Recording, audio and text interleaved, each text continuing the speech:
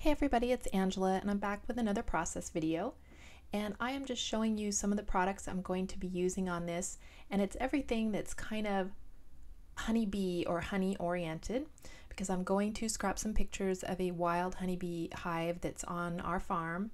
And so you can see I showed you I pulled out this My Mind's Eye paper and I just trimmed it down to mount on this cardstock because it's one of those really thin papers. It was on that, like the Michaels kind of generic, the best of My Mind's Eye sort of stuff, and those paper pads are always a lot thinner paper, which works good for like altered books and stuff where you don't want too much bulk, but for a scrapbook page I knew I needed to beef it up with some cardstock behind. And now I'm just cutting out and figuring out which photos I'm going to use. And I want to use a picture of the tree. This is the tree that has the hive in it. And the hive is just a little hole, you can see right there, down at the very bottom of the tree. So it's very much like Winnie the Pooh should be sitting at the base of this tree, reaching his paw up in there to get the honey. It's a very Winnie the Pooh-esque sort of beehive. And so I've decided to mount it on this kind of coordinating My Mind's Eye paper that's just some honeycombs. And then I'm going to do another photo of kind of the hole where the hive is located. And then a third picture of the hive close up where you can see some of the bees going into there. So I'm just trimming down my photo to kind of fit. I had this little scrap left over, so I figured I might as well just trim my photo to fit. And so I went ahead and mounted that up. And then some of the other stuff I was saving for this was a card I got from Marissa. Thank you, Marissa. And that's this one that says Bee Sweet Honey. And then that H is for honey bee. I don't know where I got that. It's been in my stash for a while. And then the other things I have are some ribbon that has some bees on it that I think was from a Cocoa Daisy kit or a Scraptastic kit, one of my kits. And let's see, I think there was a sticker, Sweet as Honey, which I don't remember where that came from, and then a rubber mounted stamp from the Michaels dollar bin kind of area with a honeybee on it too. So this was probably the hardest part, just figuring out how to lay out these 5 items that I wanted to include. Was I going to stack them all? Did I want to make a column across the page or down the page or in 2 groups or what? And I finally decided on this kind of column. And at the end, I kind of wish, I don't know, that maybe I had done it differently, because with the illustrations that are pre-printed on the paper and then this column, it just kind of looks like I've put stuff all across the page, kind of sticker sneeze sort of thing. And if the paper wasn't so busy, it probably wouldn't look that way. If the background paper had been more of a solid print, it probably would have been better. But I like how it turned out in the end. So this is a Cocoa Daisy stamp I just got last month that I hadn't used yet, and so I wanted to break into it. And I'm just looking for an ink that would work well. And the 2 that work the best are that Colorbox chalk ink and the Ranger or Tim Holtz, I think it's like a straw colored ink. And so I used the Colorbox for this kind of scribbly circle, and then which is a little bit lighter, and then I used the Tim Holtz ink for the wording, which makes it a little bit darker. And so I'm just kind of using my ink pad there to kind of hold my photo placement, because I had already put some adhesive on the back of the photo, so I didn't want to sit it down because it would stick. So I'm just putting 3 of these scribbly circles down. I really like that. I really like the Cocoa Daisy stamps. They do a really good job with their stamps. I seem to really use them and stuff. So, and then they had these little words that are kind of curved to match that circle, and one of them was sweetest, and one of them said treasure, so I wanted to put that on there because this hive really is a treasure to us, because we just planted a whole bunch of beans out in the field, and we were concerned, if you know, we'd have enough pollinators, and or if we'd have to try to get someone to bring a hive, if we'd need to pay for that. And we just really didn't want to put the funds into it.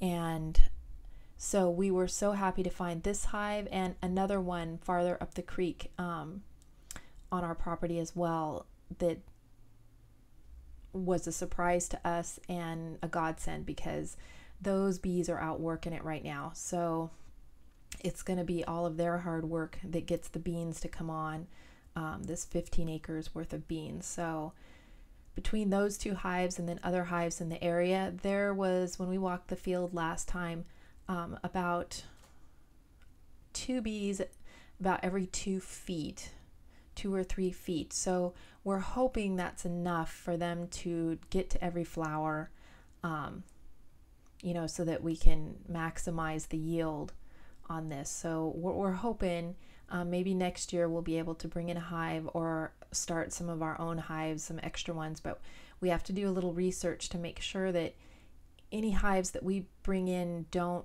mess with these wild hives, because we really want the wild hives to thrive and some of the native bees to thrive. So we haven't done our research. We just don't know that much about beekeeping, so we're going to have to learn.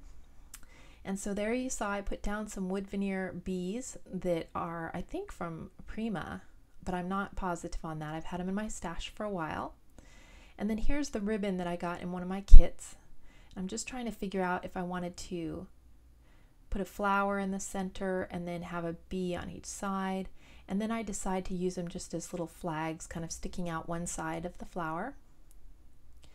And you can also see I used my wood-mounted bee stamp, and I put 1 bee on each of the scribbly circle clusters. So I'm kind of making 3 different clusters here, and just trying to figure out how I want to do this. And I'm also using some yellow flowers from Recollections, from Recollections, or in the dollar bins from Michael's. And then I wasn't too sure because they're kind of a tall, really dimensional flower, and I wished I would have had a more flat flower. I didn't want this, I don't know, for some reason I didn't want it to get too dimensional. So I just kind of smush them down as much as I can. And then I'm liking that better, so I go ahead and put the little flag down, and then I put a flower on each one. I'm just going to use a little bit of score tape to adhere the flowers. And so that gives a little extra dimension and texture to each of these clusters. So I'm just going ahead and putting each of those little flags down. I'm really liking that. I like having the flowers on there. So I go ahead and put the burlap bow away because I was thinking of using that. Then I decide against it.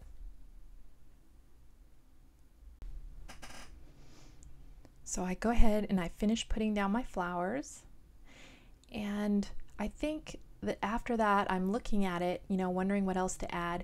And that little kind of trap space between the H's for honeybee and the kind of horizontal photo above it, I just didn't like that space very much. So I'll wind up kind of messing around with that, trying to get rid of it.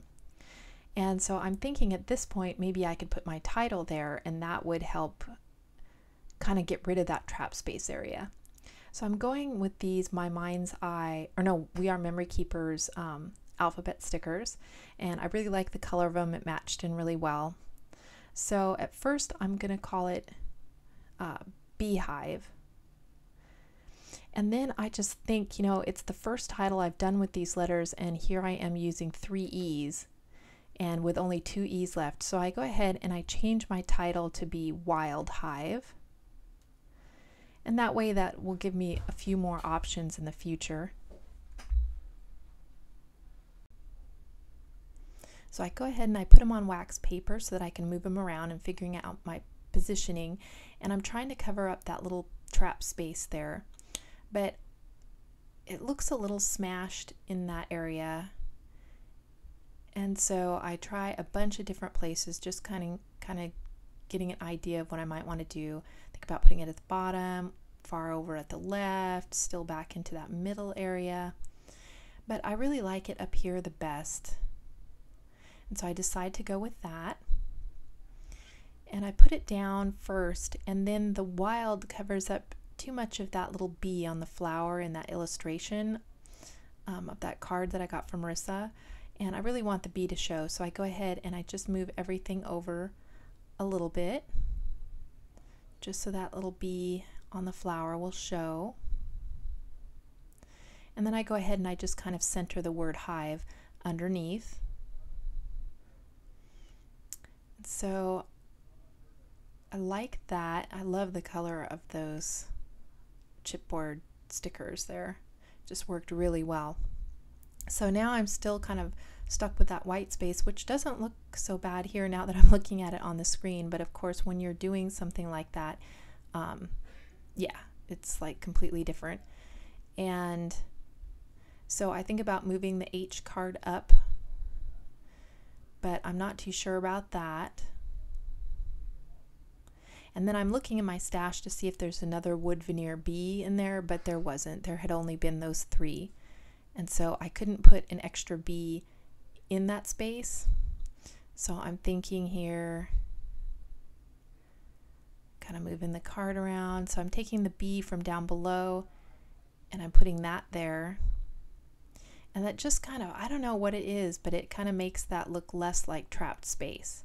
And then I just kind of move my flower and banner up. So it's still kind of around that cluster, and it just looked better to my eye. So now I'm testing out a marker to see which color I'd like to use for my journaling, and I find kind of a mustard yellow one. And I'm just going to put a little bit of wording here over on the left, just talking about, you know, how lucky we were to find this wild beehive, and and that we actually have 2 of them on the property, and how much work these little guys are getting done for us, pollinating all the fava beans in our field. And they've got like about 15 acres to do, so they got to be busy bees. So that is my completed layout, and it's a little busy for me, for my style, but I still like it. Like I said, if there wasn't as much on the pre-printed areas on the left, I probably would have been a little happier with it. But it turned out really nice. So thank you guys so much for watching as I kind of get back into doing these layouts after doing mini albums and altered books here for a while. And if you have any questions or anything, just leave me a comment below and I will talk to you later. Bye.